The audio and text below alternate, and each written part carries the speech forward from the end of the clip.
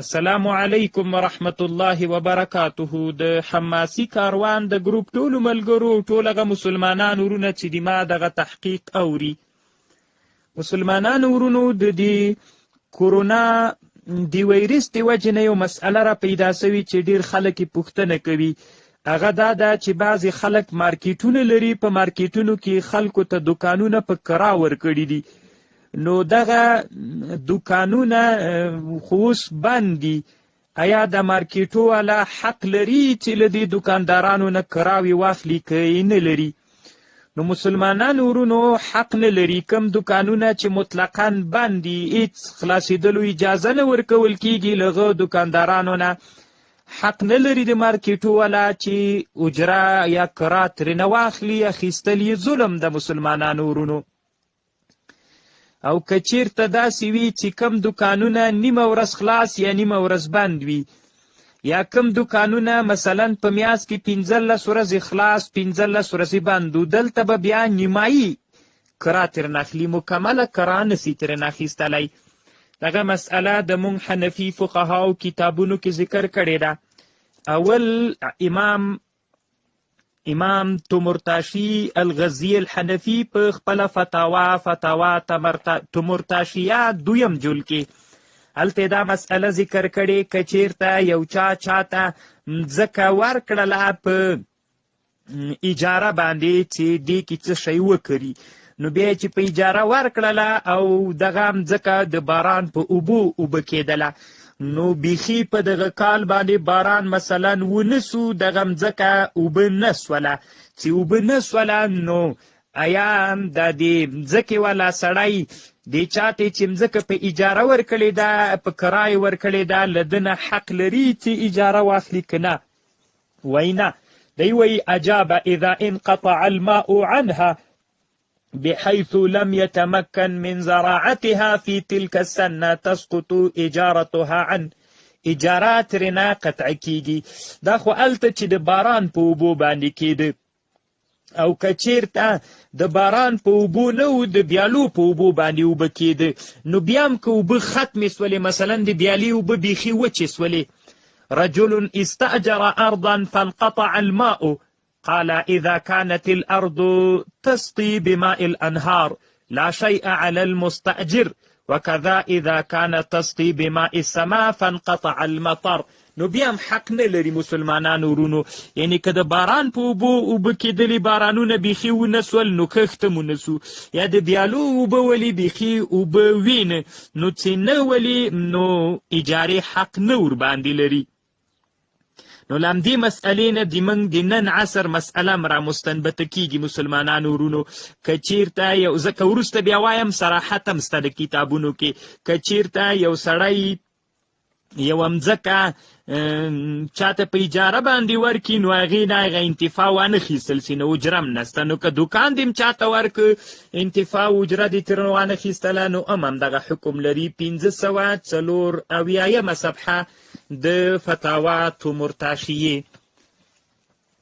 علامه قاضي خان او الاوزجندي الفرغاني په خپله فتاوا قاضي خان کې لیکلي چې خانیه ورته وایي، نو په فتاوا قاضي خان کې هم دغه مسئله لیکلې ده.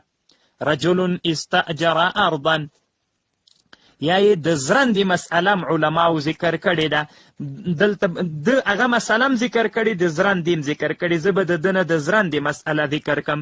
یو چاته مځکه یو چاته زرنده په کرا باندې ورکړه د یو کال لپاره، چې دا ته ځان ته د زرنده مې تا ته درکړله، اوړه پې باسه په مزدوري باندې، ما ته مثلا دومره روپۍ راکړه، نور څومره چې ته کوي هغه دي تا ځان دپاره، نو په کرا یې ورکړله.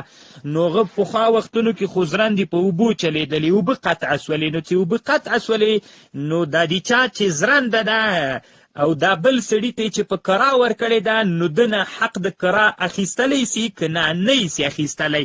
ولې ځکه چې اوبه قطعه سوي دي او حق نه لري، نو انتفاع له زرندې نه ده اخیستل سوي. چې نه ده اخیستل سوي، نو حق هم د کرا نه لري.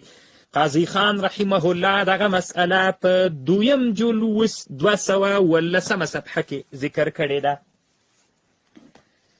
او د مونږ د احنافو بل لوی عالم امام بزازي په فتاوا بزازیه کې هم دغه مسئله ذکر کړې ده.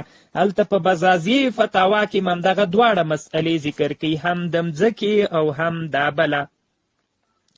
نو بیا لیکي والفتوى على أنه إذا بقى بعد هلاك الزرع مدة لا يتمكن من إعادة الزراعة لا يجب الأجر على المستاجر. نو په فتاوا بزازي اول جول 445 صفحه کې دغه مسأله شته ده.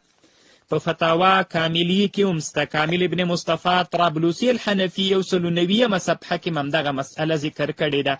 سئلت عن رجل استأجر أرضا للزراعة وهي تسقي بماء المطر فزرعها وانقطع عنها الماء حتى يبس الزرع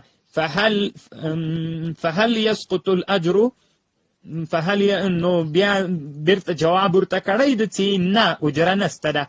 نو دی وایي ځکه لم يتمكن من الانتفاع، دی وایي فانقطع المطر ايضا فلا اجر عليه لانه لم يتمكن من الانتفاع بها، ځکه دته قدرت نه ده حاصل سوی په انتفاع باندې. نو چې انتفاع یې وانخیستله نو د اجره خو په مقابل د انتفاع کې ده او له دغې نه بله انتفاع اخیستل کېدلی نسي، نو جواز نه لري چې اجره ترنه واخلي.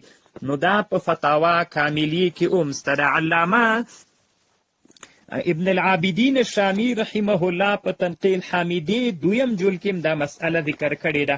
همې د زرندې مسئله ذکر کړې ده او هم دا بله د مځکې. خو یوه بله مسئله د ذکر کړې ده، زه به همغه ذکر کم ځکه د موږ هغه بحث 3 جزه و. نو دا خو هلته چې بیخي بند سي بیخي ونه کړي او که داسې و لږ زمانه کې وکړي. سئل فی رجل استأجر رحا ماء، یو سړی په اجاره ونیوله غزرنده د اوبو مدة معلومة بأجرة معلومة وتسلمها من مؤجرها، خپل مؤجر ته یې ورکړله. ثم طغى الماء، چاته زرنده ورکړه بیا اوبه راډېرې سولې نو زرنده یې لاندې کړله. وزاد زیادة منعته عن التمكن من الانتفاع، په هغه مقصوده وجه باندې چې کومه وجه باندې سړی له زرندې انتفاع اخیستلی سي په هغه وجه باندې انتفاع ونه سوله په بعضې موده کې، یعنې ټوله موده نه، د سیلاب لږ وخت راغی، مثلا یوه میاشت 15 ورځې سیلاب و. فهل لا يلزمه الأجر عن بعض المدة المذبورة؟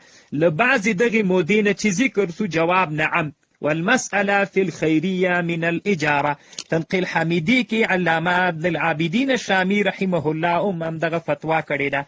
نو الله پاک محافظ و ناصر سه مسلمانانو ورونو کم مسلمانانو ورونه چې مارکیټونه لري او د کورونا د وایرس د وجې نه دکانونه بند دي د خلکو او دوی په کراو ورکړي، باید کراوې ترېنه وانخلي ورونو. الله پاک مو روغ جوړ لره. اخوکم فی الله عبدالحمید الحماسي الکابلي الدیوبندي الحنفي.